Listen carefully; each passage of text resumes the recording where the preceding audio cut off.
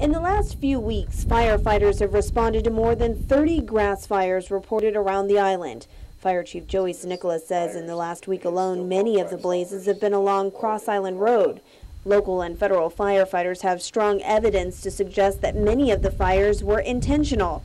Nicholas says 2 incendiary devices were found at the fires. We have in our possession some evidence that are very similar, that tells us that there's at least one person who's got a specific MO or a way of starting these fires, and we're going to chase it down. They just make these devices that they light up, maybe throw it into an area where grass fires can start, and then give them enough time to leave the scene, or other ways to do it. Officials aren't speculating on who was responsible, but they are actively investigating.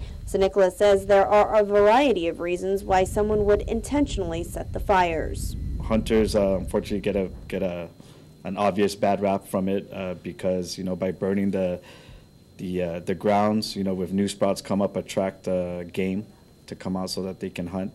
Other cases could be, maybe an angry neighbor wanting to cause issues with the residents around the area, or it could even be somebody who just wants to see government waste some resources. The fire chief says in the last week the grass fires have burned at least 100 acres of land and resulted in countless man-hours and resources being used to control the blazes that border both government of Guam and federal property. You get our fire trucks out there, trucks that are normally designed for structural firefighting, fighting grass fires. You put them in rough terrain, it kind of wears and tears on the vehicle, as well as our guys.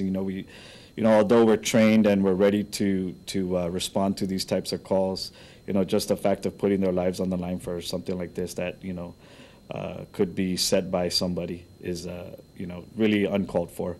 That's in addition to federal firefighters who often assist with fighting the blazes, HSC 25 personnel that respond to requests for help, and the Department of Agriculture's Forestry Division. Nicholas says the penalties for those caught starting these grass fires are fines and possibly even criminal charges and jail time. For now, officials are asking for the public's help in locating the individual or individuals responsible by calling Guam Crime Stoppers at 477-HELP or the Naval Criminal Investigative Service at 339-7220. Reporting for Guam's News Network, I'm India.